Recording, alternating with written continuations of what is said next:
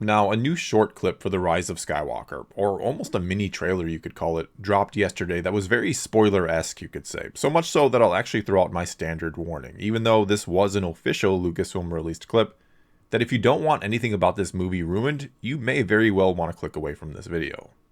That said, the way I learned about this little clip yesterday was someone sent me a message with a link to a YouTube video that simply said they just released a clip of Kylo Ren meeting Palpatine with a bunch of exclamation marks. And my first thought was, well, this is either going to be fake or some type of clever fan edit, or it's genuine, but this person is exaggerating quite a bit because there's no way they'd release something like this a week before the movie comes out. There's no way they'd show us Kylo Ren meeting Palpatine.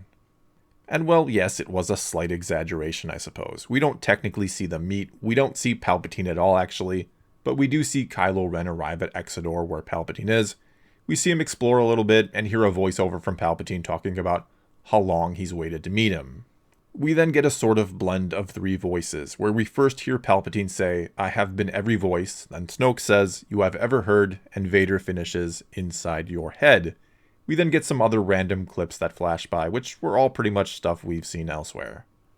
And before saying anything else about this clip, I do have to say it was the coolest thing I've seen from this movie by far. I've tried to stay as open-minded and more or less neutral about The Rise of Skywalker as I possibly can, until I finally see it, that is, neither getting my hopes up nor convincing myself that it's destined to be horrible because it's coming off the heels of The Last Jedi, or because of all these leaks and rumors we keep hearing. But watching this was the first time I felt a genuine twinge of excitement for the film, where for a moment I thought to myself, wow, I really want to see this. And so releasing this clip I think was both a stroke of genius and a sign of some desperation from Lucasfilm and Disney. Because if you have full confidence in this movie, I don't think you put a clip like this out there. Yet at the same time, I've seen a lot of people online say that their opinion of the movie has now changed simply because of this clip, that they're now hyped to see the film. And again, I thought it was good. I thought it was eerie, and I loved seeing all the giant old Sith statues. And seeing this clip very much reiterated to me how much I've missed the Sith in this trilogy, and how lacking in world building it's been as well. The problem with it is, not only does it seem to confirm a lot of the leaks, but as I said at the top, this is a pretty major spoiler, or spoilers that we're getting just ahead of the release of the film. Though I don't know if we call them spoilers per se if they're part of the advertising. Anyway, we basically have several things confirmed here. Among them are that, as many expected, Snoke was just a puppet of Palpatine's. Also that when Kylo Ren was talking to the melted helmet of Darth Vader, or being shown the power of the dark side by it, it was Palpatine the whole time. And as suspected and talked about in other videos, this movie was going to retroactively do something to make it look like Palpatine had been set up previously. And now J.J. Abrams can say, see, my plan was to bring back Palpatine all along.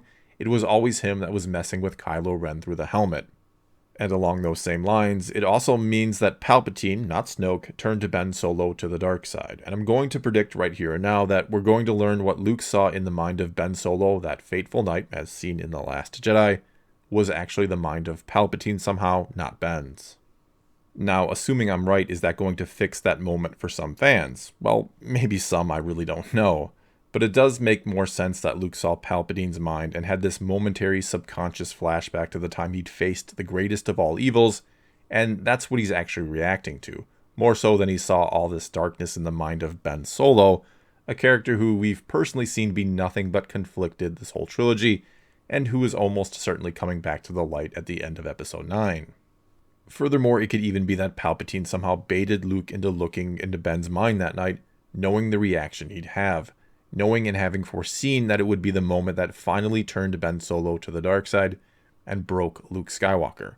I mean, several months back now we had a comic book that took place after the events of The Empire Strikes Back, where Palpatine from afar was messing with Luke's mind and almost caused him to give up on everything and run away. Seems like that may have been the plan again this time, and this time it actually worked. Again, though, I don't know if that or anything else could ever fix what was done to Luke, or maybe you're someone who liked Luke in The Last Jedi and don't like it recontextualized. Either way, I do think this is one of many things that The Last Jedi did that The Rise of Skywalker may now try to change to some degree. Not outright retcon, mind you, but again, just change our perception. Some people called The Force Awakens a love letter to Star Wars fans. Then The Last Jedi got called a hate letter or hate mail. I really think The Rise of Skywalker may be an attempted apology letter. Problem is, as cool as it was to get a taste of Palpatine in this little clip, I still want a good explanation for his return. And we need Anakin Skywalker in this movie. And I don't mean the voice of Darth Vader that's actually Palpatine. Sure, it was awesome to hear. I can't deny that. And I do love the character of Palpatine. He's one of my favorites in the whole franchise. And Ian McDiarmid is a fantastic person and actor. And I'm really glad to see him come back in some capacity. But you can't just put him in this movie without explaining the return and without including Anakin. So again, as cool as this little clip was, it did feel a bit like last-minute desperation to really drum up some more excitement. I feel like they're trying to use Palpatine to sell this movie far more than the new characters we've been following now for 2 movies and should, in theory, care about by now. I don't feel like this return has been set up at all in the previous 2 movies, other than to now say, surprise, everything in them was Palpatine the whole time. Though, like I said before, I'm not going to pass final judgment on this movie until I see it. But really, I think the best we can hope for is just a good movie in its own right that does the best it can with what it has to work with at this point. If you go into this believing it's going to be the ultimate end of the Skywalker saga, which is what they're promising and, don't get me wrong, what it really should be, I think you're going to be disappointed, though I honestly would love to be wrong about that. All I know is I'll be seeing this movie a week from today, and I'll tell you what I thought about it, good or bad. I'll probably have a relatively short video up very late Thursday, or maybe early Friday with my general non-spoiler thoughts, followed soon after by a more comprehensive spoiler review, probably the next day. And then, no doubt, many more videos diving deeper into the specifics of this movie. Well, that's all I've got for you this time. Now it's your turn to tell me what you thought of this clip. Did it get you excited for the film? Did it do nothing at all? Or is it just too little too late? Let me know in the comments below and let's talk some Star Wars. And until next time, thanks for watching.